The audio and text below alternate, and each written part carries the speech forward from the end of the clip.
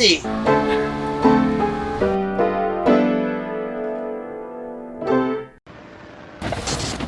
I'm okay, I live in a van. I'm a good guy, I live in a van. Life is good, I live in a van.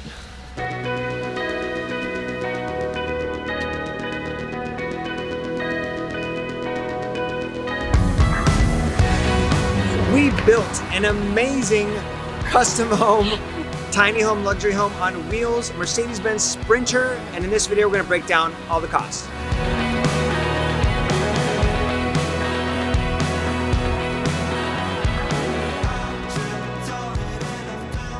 Ashley took the time to pretty much break down our costs into 3 sections. So what are those?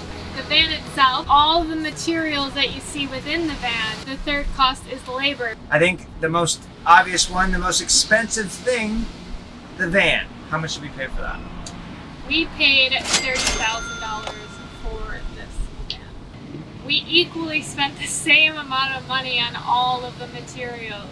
We do not have a home besides this, so we wanted to make it nice. We didn't go cheap on it. We wanted to feel like almost like it's not a van, and being in it, living in here and traveling, I truly feel it's a luxurious tiny home on wheels. So when I'm looking at materials, 1/3 of our material cost, close to 1/3, I'm rounding up, was for our solar panels, for the batteries, for holding our solar energy, and also the rack on top of the van for the solar panels.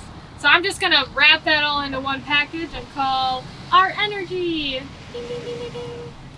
That cost a whopping $8,600.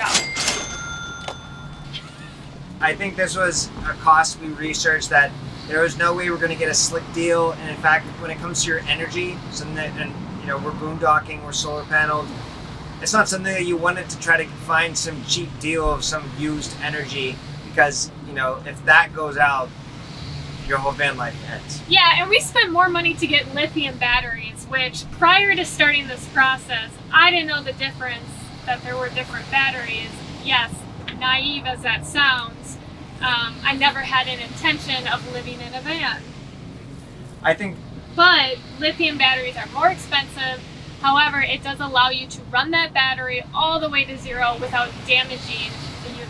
Van life, for us to make this commitment to basically live in here full time, 2 super important things: sleeping well and also the ability to work. So when it came to sleep, we bought the nicest things we could that could fit in this van, and we did not shy a dollar. But there's a very, very famous quote about spending. You're allowed to spend a lot of money on these 2 things: either your bed or your shoes, because if you're not in one, you're in the other. So with that said, we bought a purple mattress in our van. Total price $1,400 for a queen size mattress. I would like to think, if you are a van lifer and you have a nicer bed than us, let us know. But I'm pretty sure we have like the nicest bed for all van lifers, probably. Yeah, I mean, I don't know about that, and I don't want to say that. I'll let him say that. Ashley and I have a tendency to sleep really hot, and sleep is so... What does that mean? Can we clarify for the things viewers? get spicy. Even in cold weather, this tiny van with 2 body heats can get pretty hot. So with all that said, we knew we needed to have the closest thing to like a running AC in the van to keep the van cool. So we got a swamp cooler, and it has honestly saved the day for those hot nights, but it comes at a price. $1,700. Yes. Worth But every dollar. we knew that we had to sleep cold. If we were gonna sleep hot, we said it in a prior video, we would have lasted a week. So a swamp cooler kind of sounds disgusting. I was like, why are we calling it a swamp cooler? Why don't we call it an AC unit? It basically cools our vehicle through circulating water through the van. Moving on from most expensive thing in our van to least expensive thing in our van, the next item would be, drum roll please, it's a tie between our Max Air fan and our fridge. fridge. Dude, honestly, this is probably the thing I'm most annoyed about, because a really, really nice full-size fridge is the same price as our like quarter-size fridge that fits in this van. What's the price for that? $1,300. And honestly, this fridge is amazing. It's the ideal fridge that goes on boats and yachts, so it's amazing. It still is like, really? We spent that much money for a compact size fridge. True. And some of you might be watching and saying, wait, what? That costs the same as your Max Air fan? I took into account the Max Air fan plus what it costs to remove the passenger AC unit that was part of the van. So the Max Air fan itself was $500. And that is expensive. During COVID, prices for the Max Air fan skyrocketed.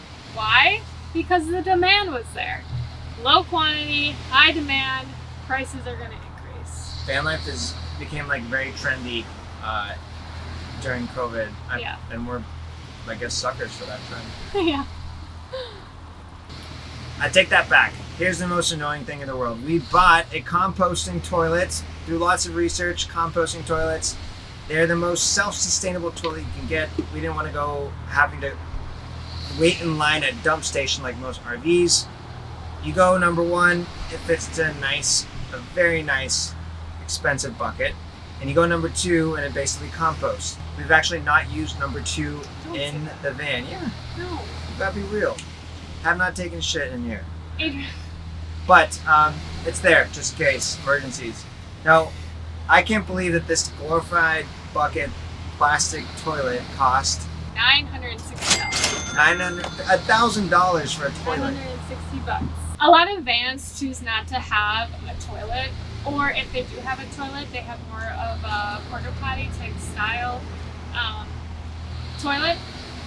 We decided that we wanted to have a full functioning composting bathroom based on when we were creating the layout for the van. We happened to be driving from our residence in Nevada to Adrian's family's house, and that's in California, which is about a 5-hour drive. And all of the bathrooms along this route for 5 hours were closed because of COVID. You couldn't go to the bathroom at a gas station, you couldn't go to the bathroom at a restaurant. And that was a moment where we said, we need to have something in our home on wheels where we can go to the bathroom.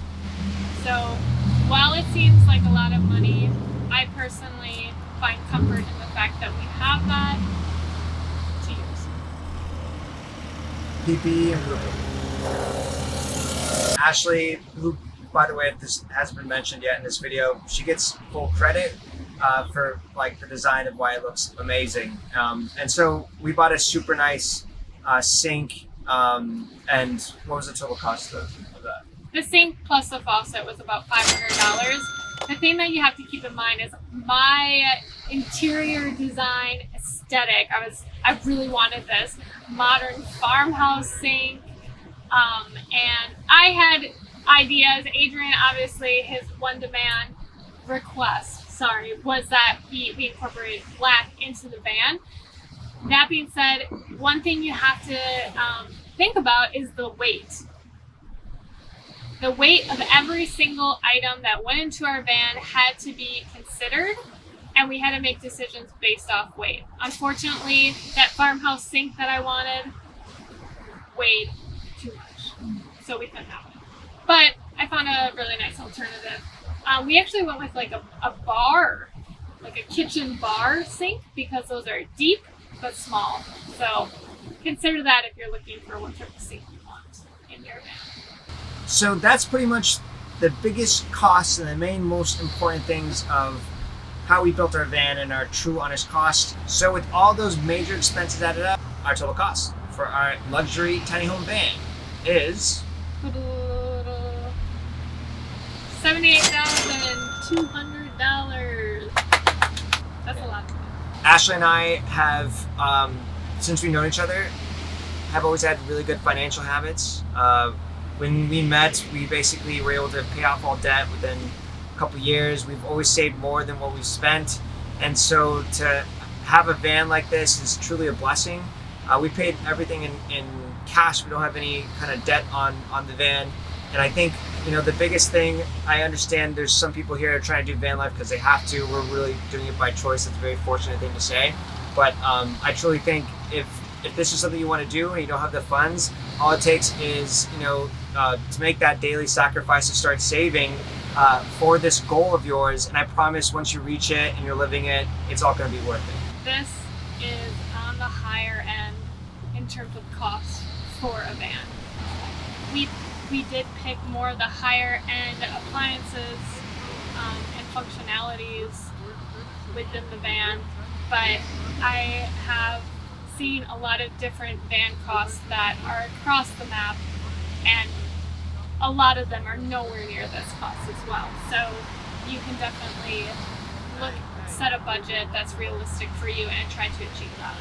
I think once we started doing van life, our total cost of living is so much lower than what we were. We're saving like 95% of our income every month. It's absolutely fascinating. But ultimately, you can go within your budget and have this lifestyle. It ranges. There's vans that are twice the cost of ours, or even 3 times. We've seen them, and they look like little luxury jets. So it's all based on your goals, what you can afford. But I mean, it's a tiny space, and I think it's fun to be creative and create an awesome van lifestyle, and we're loving it so far. Well, that's the cost of our luxurious tiny home. Maybe we're a little romantic, but we think it was worth every single penny. What do you think? Comment below. Is this something you want to try? Do you want to build a tiny home? Is this what you would have guessed? I'd like to hear your thoughts. Otherwise, I want to say thank you so much for watching. Catch you in the next video. This is Adrian and Ashley. Peace. God bless.